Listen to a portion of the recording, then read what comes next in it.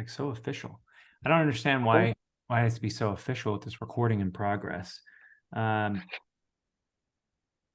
hey Teddy, hey Frank. Hey, Gabriel. Hey, Hey guys. So we're doing like a beta. What do they call this? An alpha, a beta. What would you call the it's like a first? piloting. Pilot. Yeah, I would go with alpha at this point. But it's good. It's pretty much what we're specializing in anyway. I know, right? It's three of us get in a room. You could say what we're good at is starting teams, coming up with ideas, and maybe having a good time in that order. Yeah, I was thinking about that today, and I think what I'm good at, and I think all of us are, is somehow, and we're not sure even, I know I'm not sure of that myself, how I do it, but I know that if I speak about something and I really, really want that thing to become real, somehow a year later, it's becoming reality with a team of people working on it. I just have no idea what I really did, but I guess that's the thing we're all good at, just to take a conversation, like a cup of coffee, and make it a reality. Would you call that like alchemy, or would that just be more creation?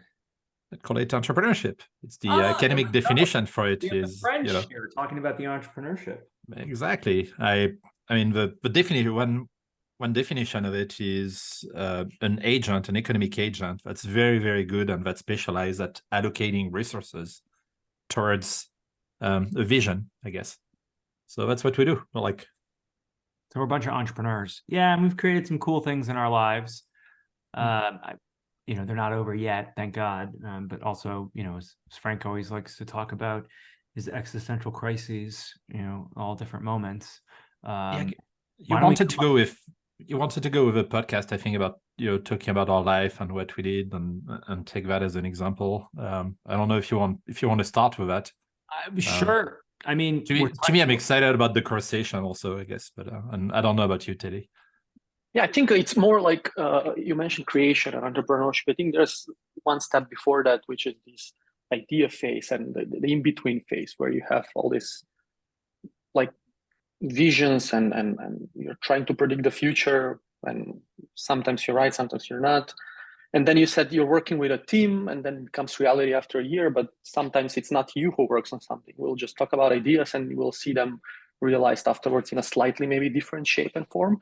I think I really want to talk about that process and, just what entrepreneurs are going through from like, Yeah. getting to that specific idea or like this whole process of just trying to break that like layer of ice so you can just like get out and I don't know. Yeah, we started the recording, but it didn't mean we started the podcast. Should we pretend we start the podcast? And I think of and then we cut. We already started the podcast like 10 minutes. We are in the podcast. Whenever we started the recording, as soon as we went. No, but the reason is I think it's nice when you start something, you have like 30 seconds or 1 minute to sell it to people, and so they can understand what they do. To me, I feel like. Yeah, that's what we're doing here, Frank. I mean, all right, never mind. But what I mean is, I feel like it's going to be easier to have this conversation, and whenever our experience makes sense, we can step in versus, each of us telling our life or something like that. And I kind of want to jump right in. I just came out of a conversation with a friend of mine, and she got laid off from Amazon. That sucks. And it does, but she's not alone. I think it's like 500,000 people, and Elon opened the door to you can fire 80% of the people and the company still lives. And the tech does that first, but I'm no doubt that next year is going to be a lot more companies on AI. But it's not to say that X is actually being successful these days. Like it's not dead. I mean, like as a user, at least I can barely see there's no growth. But I mean, the model works, but there was no growth before. Well, that's true. But there's a lot of value destruction. But we're diverging. Like I want to link it back to the theme of what's next. What was interesting is it was very funny to see what's next for someone who's very used to work with corporation versus what's next process for an entrepreneur. My current process is, okay, now I'm going to look for a job. And that's what I guess most of mankind does, right? It's like you're in between and you're like, okay, what's my next job? And I think what's really hard when you're a founder, you cannot go out there and say, okay, what's out there I can apply to and do it. You kind of have to create your own job. Like your own stake, it's like you're in the jungle and you have to go hunting, and I guess the first question is, what I'm gonna build or what I'm gonna hunt for. Like such a difference. Like it looks the same, but the stress is different because if you can't find a good idea, if you can't find anything, Dead. yeah. Well, And I think we can cover what would be interesting is maybe, we cover some of our stories or pick one of ours right now. I mean, I'm kind of in the thick of it, right? Where so are you guys as well. But I think I just got into it, where you two have a little bit more of nice, I don't know, maybe like a 1 month stay already, or maybe 6 months. I don't know. But this is my fourth time around figuring out what's next. And from a theming standpoint of what we're doing here in our conversations for entrepreneurs, but also people who want to become entrepreneurs, is really not to discuss the glory and the glamour of making it and selling it. The three of us have all sold companies before. We've all done people think that's still real. Like, do you think people still think entrepreneurship is amazing? It's I mean, in our dreams, maybe we do, our night. Look, we wouldn't be continuing doing this if it wasn't something really unique and fun, but there's also an element of pain, right? And I think the most painful part for me hasn't actually been shutting down the company, selling the company, or even running it. It's this, I want to call it the messy middle. Scott Belsky already wrote a book called The Messy Middle, which is like, figuring out your product and everything. But I actually think the messy middle is this. It's like you've sold something, you've had some success, you've done something that 99% of the world hasn't done before, but you have to do it again, because that's what you know to do. Yeah, and I mean, let's start with that too. Like, why do we do what we do? I know, to me it's existential, like, and I believe for many entrepreneurs it's about, we're all gonna die. So while having a job is great, and you get like some security and you make some money every month, like knowing that I'm gonna die, and it's fine again if you have a job, but is my life motivation to sell ads for Google? It's really hard to go around. So like money is not the motivation. It's just death, and what's life about is personally motivation. And I think many founders are the same. Like you kind of hear these bits when you listen to some of them or people we met. And I think every time you're in between, you kind of go back to that phase and be like, oh shit, I thought the thing I was doing was what my life was about, and now I need to refigure out what's life about. And it's it's like a midlife crisis every cycle. I mean, so for me. For me too. Frank, obviously you and I have known each other for almost 15 years. It's kind of crazy, 14 years. And Teddy, like 10, I guess, or and Teddy, you and I were new friends. For you, for the in-betweens, how did you handle it? Like, how did you handle it? Because I know how Frank handled it, and Frank can cover it. And Frank and I mean, we went through an in-between. Yeah, no, I'm curious about that too, Teddy, if you can. What's your in-between? Well, I don't have the exact formula answer. I'm just still in this exploratory phase.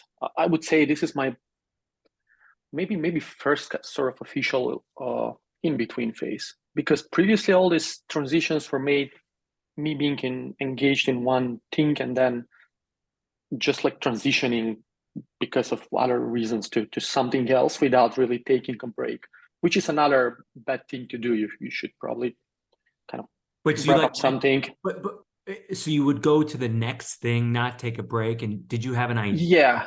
Like, well, the idea will develop probably because most of my career was just like tech, and then I would build one thing and then another thing, and one thing leads to another. It's not like you're saying, okay, I'm done and now I'm gonna move to the next one. But these are all part of one big journey where you either try to build multiple products or add features to a product, and then suddenly this feature turns to be another product of itself. But this time is different because this time I sort of wrapped up the past, and now I'm trying to explore other areas. So I don't really have any I guess experience in this messy middle phase, and it's really challenging. It's really there's like this paradox of choice. There's so many opportunities in the same time. There's so many challenges, and then like we talked before, you come up with something,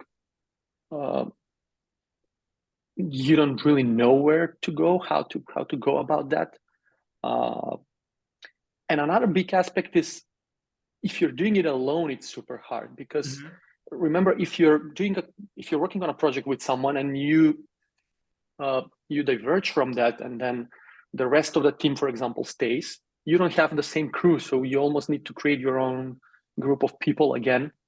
Like the co-founder dating thing, for example. It doesn't have to be working on the same company with co-founder, but just like finding your tribe and figuring things out together.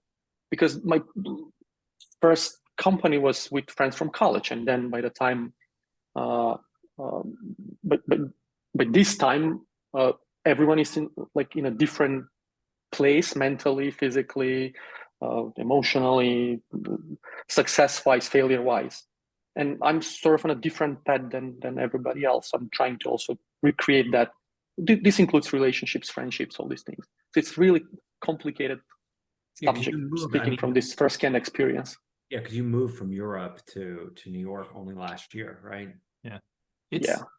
And again, I mean, this is why, for anyone who would watch that thing, like this is why we're doing that. Like this process, when we did Startup Weekend years ago, people were like, how do I create a company? And since then, if you want to create a company, you've got, these rails you just need to follow, and then you'll end up to events, raising, blah blah. But where do you go when you're in between as an entrepreneur? What do you do next? How do you find that? It's kind of a big secret. No one really talks about it. Yeah, nobody does.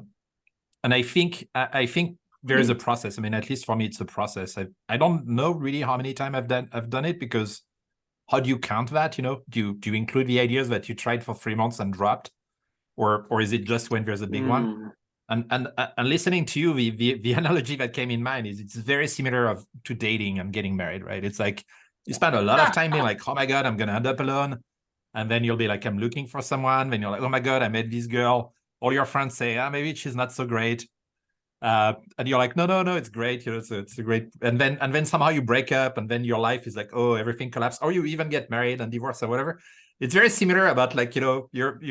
So would like what's like, because you have the dating of a co-founder, you have the idea, you have all these things. It's very emotionally, it's very intense. Emotional. Yes, sorry.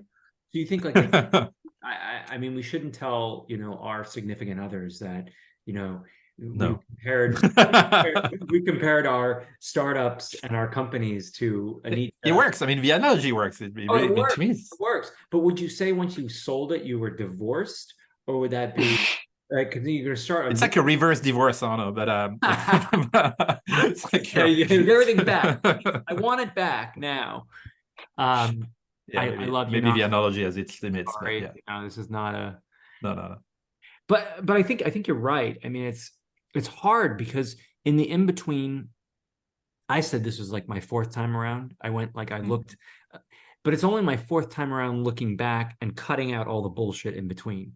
Like there was a lot of stuff in there that we worked on together. That Pizza Unchained, or I mean, Frank back in the day, Recorp, and not to say that these things maybe weren't the things that we worked on, but they all actually kind of added into the experience.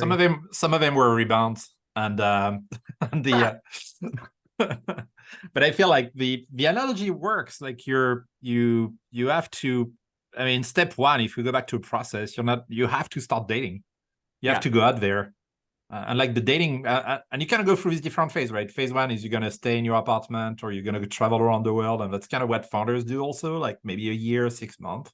Some other, like Teddy, you don't even wait till I'm going to go back and find my next idea and whatever I'm going to build right next. And it's different from everybody, but you kind of go through the same phase. Huh? But Teddy, you haven't found out what you want to do next, right? It's been none of us.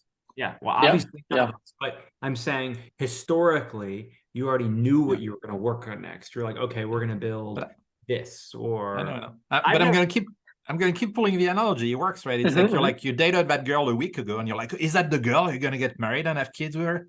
It's kind of a weird question to know. Like, do you know what's next already? God, I hate it takes time. Like you should be like, I don't know. Like it's been a week.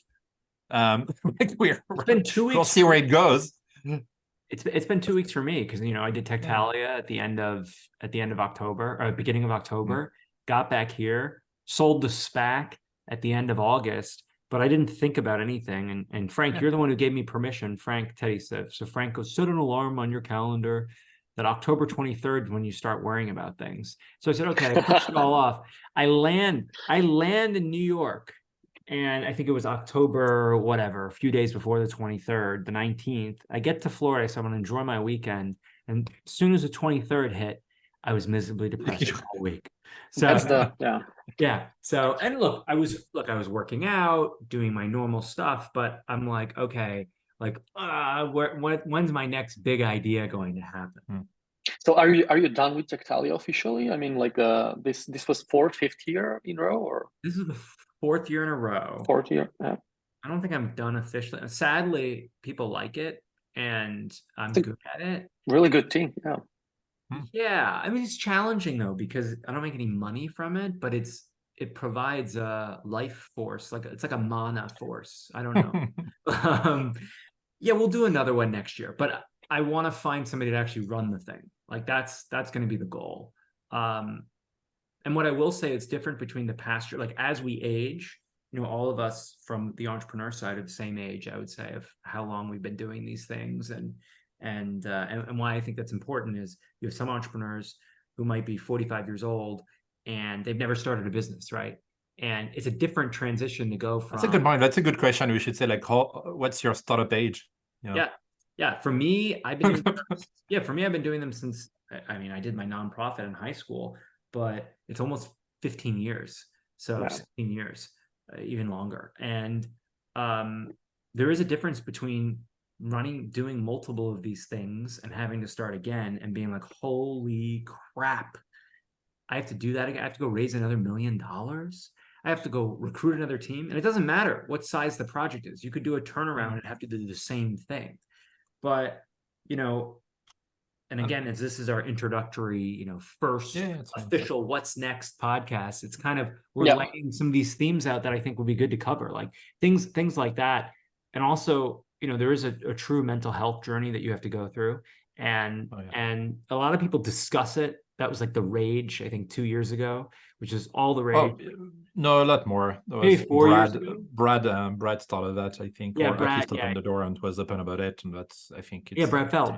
10 years ago. Yeah, you're right. This article about mental health. Yeah. An Inc. article. I think I'm definitely dating myself. I'm older than it. But I think, there's the things that you need to do as a founder to amp yourself up to get to the next thing. And as I get older, the challenge is for me, and then you guys can comment on for you, is it's not just the mental health component of it. Like, it's hard, and it should be hard.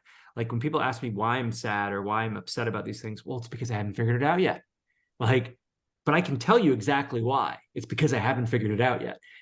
Once I figure it out, it'll change my mental health state to being worried about the startup, but I'd be much rather worried about the startup or the deal or whatever's next while I'm in it versus worrying about what is next. So you've got that is a challenge. You have the outside world as a challenge. And, for us as well, we're not all, our successes have been amazing and we've sold things. But we're not financially in a position where we can. We didn't make it to a few money, and not yet. But I think that's what's fascinating, is because the example of the successful entrepreneur that's made it to the FU money, who's done multiple businesses, doesn't usually hit it until they're 20 years into the entrepreneur life, right? At least that's my experience from people. Or I don't know that many who have done many stuff in a row. I mean, I know a lot of them who tried and never did anything. That's the vast majority. So we see actually a lot of people. They're famous, not famous people, but people that we don't really know. They're not covered in the media. They're super successful serial entrepreneurs, multiple FU money multiple times. But do you think that if you in your position, for example, Gabriel, if you do that right now, you have this huge amount of money, would you stop and not do something bigger or something else? Or I don't know. You think that's the end goal? I think the answer is I'd love to stop. like I was, my wife asked me last week, she was like, well, if you had 10 million. So I'm part of this post-exit founders group, right? And I was invited to that by Jack Smith, who's the founder of Vungle. And all these guys in the group mostly have, I would say their exits for them personally have been between like 10 and 15, right? You know, obviously my exits have all been below $1 million, but enough to live a great lifestyle. I asked this question in that group, and a lot of the guys are like, yeah, I'm mostly chilling, figuring out what's next. But I think for them, they're young, right? The average age is probably 33, 35. So they're in their 30s. They don't have enough money to just retire on that money for the rest of their lives. I don't think not the way their lifestyle is. I mean, unless they take the money and say, okay, I'm only going to spend whatever, 250 a year or 300 a year. The answer is I would probably want to make more money or do something. Yeah, no, fair. Yeah. And maybe that's a comparison to my sort of, you know, I look at my dad, who's a doctor, and he's a very successful doctor, and I know what he made and what he's done, and I'm like, holy crap, I was given way more, right? Born in America, U.S. citizen, parents paid for school. Yeah, you and I talk a lot about it, but I mean, I'm convinced all that thing is like 99.999% luck. You know, where you're born, where you are, what you do. It is. It's like I don't buy into the you made it yourself, especially if you don't think that we think by ourselves. But again, a part of that, I think there's as many examples as you're going to talk to people, and I do believe there's a process that's like a meta one. But I think the way you approach it is going to be very different, right? It's going to be, some people are going to say, I'm figured out what's next, and they're just going to go to Bali, you know, whatever, like go hang out with some tribes in Amazonia for 2 years, meditate, and then come back and say, oh my God, I've got this idea. And other people, and it's like more like us, or even like studios, you know, will be like very disciplined about how you look at the market, like look at what's the opportunity, what are the trends, where are the things. And we got to get Fabrice on here, because we should get other people too, like the plan of how he does it. and so you have like these different approach, and you've got these different motivations. I think, to me, like I really like the interview I shared with you guys with Sam Altman, who was talking about people burning out and things like that. And it's true, I've seen it myself. Like you're burned out when you don't know what you're doing, when there's no traction, when you're like, it's not that you don't know what's next, it's just the what's next you're in sucks, you know? That's the key. But as soon as you're busy and you're like, holy shit, I've got all this growth and all this traction, and I'm with my friends and we're building these things, like tons of energy. And I guess the analogy to the sickness or to addiction is there, which is, once you taste that and that freedom and that growth, like you kind of want your next hit, and you're like, and I even wonder if the analogy with a drug also doesn't work in that sense, that it has to be better than last time, because you're already older. You're like, you know, it's like when you're a first-time entrepreneur, you're like, oh my God, I'm quitting my job and I've got this great idea. And you're like, oh, it's so exciting. And like, I can wake up in the morning and think about my idea. And when you've done it like 20 times, like, I have to, like, when I'm like, sure, yeah, great, like name and website, that's awesome. Like, you know, I need to do that. And I feel like there's this element where the more you make it, the harder it is to get your next hit and be like you're like, oh, I've been successful, but you know, a lot of people have done that. Like, how do I make it to Elon Musk? And then you're like, and then if you talk to Elon, I'm sure the guy's miserable too, because you're just sure. He says he is. I mean, I'm only on page whatever. Yeah, and so I think like we have to drop that hope, even though we keep thinking that it exists, that somehow what we do is going to make us happy. It's what we do is just like we're trying to be useful to society, and you know, and it's what we do. You know, it's like I honestly, the people who are the happiest when I look at what I did in the past were the people I hired. Like they have family, they build their stuff, they have like stable income, and they go from one company to another company, make better salary. Like, I'm super proud of everybody I worked with. I look at where they are now, and it's just amazing. Us, we're like, oh shit, now I've got to start everything again, and it's almost humiliating. You know, it's like, oh, what's next? They're like, oh, okay. I think that's how we perceive it, but the truth is, when you talk to people, they're like holy shit, like what you do, I would not be able to do it because it sucks. It's like it's really hard, but we somehow volunteer for that. My God, I hear it all the time. I hear it. I was talking to some people last week. They're like, well, you're such a brave human and I'm like, yeah, I'm like so brave. But they're like, you're picking out on your own, doing this. And I'm like, yeah. I'm like, I wish, and I tell them this, I'm like, I wish I could have the personality where I can go get a decent corporate job, rise up the corporate ladder, and make whatever, $1,000,000, $500,000 a year at a decent company. And when I'm done, I got it all saved up, and I got to see my kids. I don't have kids now, but you know what I mean? But I don't wish that too, because we're addicts here. We love like entrepreneurial addicts, not real addicts. But I think No, and I think it goes back to what Frank's saying is we want to be useful, and the way that I'll pass it to Teddy, but I just want to add to that, which is the reason I don't like it is because there's risk is everywhere. And whenever you have a job that pays you 300K a year or 400K, and you have like this big thing and you have this big lifestyle and put some money on the side, what's the chances that you're going to lose that job at one point? And what are the chances that you'll have to reduce your lifestyle? Because you're not free, you're dependent on someone else firing you or not, or us building some AI that would replace you or whatever. And so it's like I prefer. I like the idea of being. Teddy knows how to build the AI. I don't know how to do it. I can raise the money and build. Sure, but it's the same. It's part of building it. It's like we're part of the enchantment that takes this idea and somehow creates that monster. But you see what I mean? Is like the truth is, I'd be scared shit to be an employee today. I'd be like, I make 400K, but I'm like, I'm gonna live until 100 years old. And how do I keep my 400K or 300K or 200K like for the next 40 years? I don't know. It seems, sorry. Yeah, no, just the idea of like waking up and just knowing that you have to do certain thing and like from X, whatever, 9 to 5, whatever it is. I don't know if like I can live that way. Like being my brother, not forced, but I don't know. My brother is very successful, works at Bloomberg, got a fantastic job, and I can tell you he enjoys it, but I don't know, I couldn't live that lifestyle. It's not my thing. But I think we're getting near the end here of our first sort of go ahead at this. What do you guys think? Like, how should we keep going? Would be good to get.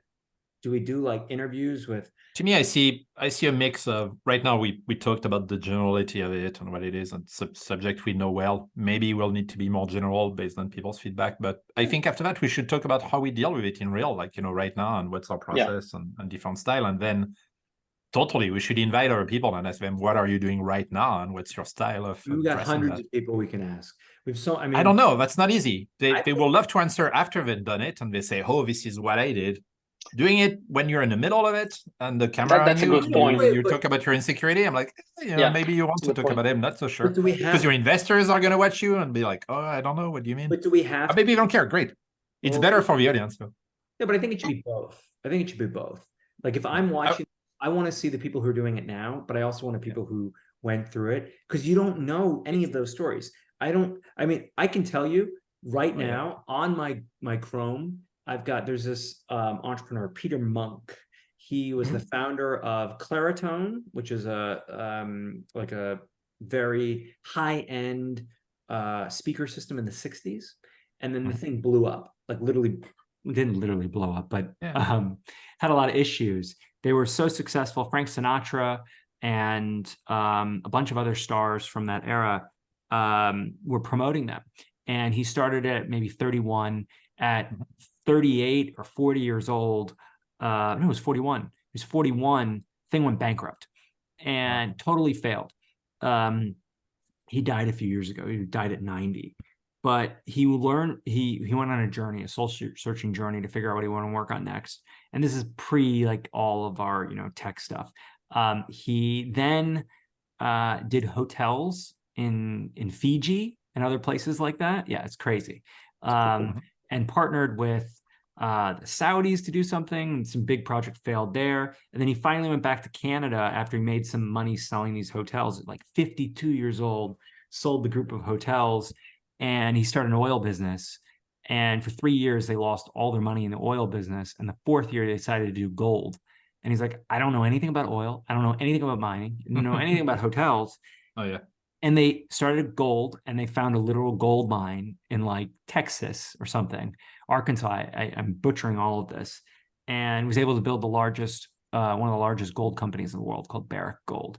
And I'm like right now reading all the articles of his life, and I'm like, invested in it. That's cool. yeah, I'm like, where is the secret? Can he show us? And then you're like comparing the ages. You're like, okay, so he was 31 and failed at 40. No, you have to stop doing that. There's no secret in success. The thing there is secrets in are in the failure. I feel like it's back to 2008 again, or 2000. It's like this 8-year cycle, and I think it's cool again to talk about failures. I miss Falcon. That's kind of how Eric Ries, like came with, you didn't go to Falcon? I mean, no, but like I feel like we can do a next gen Falcon. My era. Yeah, and I feel like it's this time where actually the learning is really in the failure, and no doubt about that. The success, like again, it's luck. Like you can look at it as you want. But I still prefer how Steve Blank used to talk about entrepreneurship. It's like when he talked about Durand, who went to launching Buick and then ended up his life like managing a bowling alley, and then it was like, welcome to the guy who created GM, General Motors. Yeah, GM, and then got fired by his board, and then came back, I think, and got Buick. I forgot the whole story, but all I remember was also that at the end it was miserable. And I think that's fine. I think that's part of what we chose to be, and it's nice to not feel alone. It's nice to have other people who are very open about it's fucking hard, and we're doing our best. And it's nice to see, human beings, and and it's nice if you can capture that before the luck part happen, because we all, whenever the luck happen, we know how to manage it. That's not the issue. But yeah, I like the idea of let's interview a bunch of people. Let's talk about our own process, about how we address that, and also to show, there might be a general process, but I think there's also as many style as people. Like, for example, Teddy and I totally agree with Teddy. To me, I cannot do that alone. I like being with people because I can bounce things. Like it's a good dynamics. I like to show the idea of you have up and downs, and if you're alone, your business has up and downs. But if you have two people, there's very little chances your up and downs are going to be at the same time. So, your thing is more solid. I know, Gabriel, you like to work, with different teams, like not necessarily friends. Like there's all these things that takes into account, and I think it's cool if all of us talk about it. And then, as a founder, I would love to listen to a podcast like that and be like, "Oh, okay, that's it'd be fun." What I like to do. Yeah. And I think it's therapeutic, and I think we have empathy for the people that will be on the show, and our audience. I really like this idea of the messy middle. We got to see if somebody else took that already. I think that'd be an interesting way. Oh, you mean as a name for the podcast? Yeah, sure. Yeah. What's next, messy middle? We should all move to New York or Florida as a live from New York. How often do we want to do this? Once a week? We could do once a week, twice a month, whatever. Just for our listeners right now. Like I would do once a week. Week. Yeah. And 30 minutes. Yeah, and we'll structure a theme each time. We'll be summarized by an AI anyway. No one will listen. I'll be give me the 5 key points. So I think this is fun. I think we can get going on this. Yeah. I'll leave you guys with a quote so that our audience could start racking up quotes, because everybody knows I'm a cheesy guy who really deep down inside of it is a romantic, and believes in the idea of epiphanies. I don't know why, but a journey of 1,000 miles begins with a single step. Amen. Okay. But you know my quote. I talked about it last week with you, but it's the same quote I keep seeing, right? Which is, think like a strategist, act like a primitive. And so, so often I see people thinking and thinking and thinking and doing nothing. I also see people doing shit and not thinking about it, and then ending up in like some weird places and just doing crap project forever. Or and to me, that's one aspect of it, is where do you put the trigger of action towards thinking? And it's kind of the same about when do you put the trigger of persistence and then killing a bad idea. It's like, to me, it's kind of the two things that are nice to Well, we'll There's try lots to to be unpack. good at. We Like, only have it's fail 2 fast minutes- look, we versus have like 2 perseverance. minutes left. We have 2 minutes I know, I left. know. But I think Anyway, so that was my but I quote. think all those points Teddy's are quote. good that we can put into these conversation points. I mean, Sure. fun thing is I spoke to somebody yesterday who, you know, we all know he's run this one business for 9 years, and I told him, like, every year, come on, just end it. Come, it's not going Yeah. anywhere. And they just raised like another round of $1 million. We'll see if it goes anywhere. But at least he's been he now gets a new check of 10K every month. Yeah. And I'm like, well, that's nice. I'm like, Sorry, I was gonna say there's 1 million episode we can have. I mean, there's also zombies. You know, people who want to do something next but they can't. They're stuck in their startup forever. So you mean like you want us to do like an intervention where we like come in and we're like, look, you gotta Please get out. replace Let's me go." as a CEO. So What's your quote, Teddy? You got 1 minute. I'll make sure I have some quotes for the next time. Like anything in Macedonian? No. wouldn't it be North, wouldn't it Yeah. be North Macedonian? Oh, sorry. Yeah. The Republic of North Macedonia. It's official name, but yeah, still like Macedonia. Want to get into the Teddy is politics and the en stuff. route. Teddy's Well, it en- used to be Macedonia. Now it's gonna be what, like Upper East? No, where are you in New York? Downtown? he's in Bryant Park, best Oh, area. yeah. Yep. Down the Yeah, street okay. from our old hangout. A Tesla place, yeah. Nice. I lived in Nikola Tesla's old apartment. You All know, right, we need to find Tesla quotes to end the podcast. Well, You have one of 20, the best 10 Tesla seconds. quote- yeah, Tesla. Yeah, I won't bring up one of my favorite Tesla stories, but we'll save it for another time. All right, I do have some stories to share, but yeah, let's do it next time. that's it, guys. Thank you. Ciao. Bye. Bye, ciao.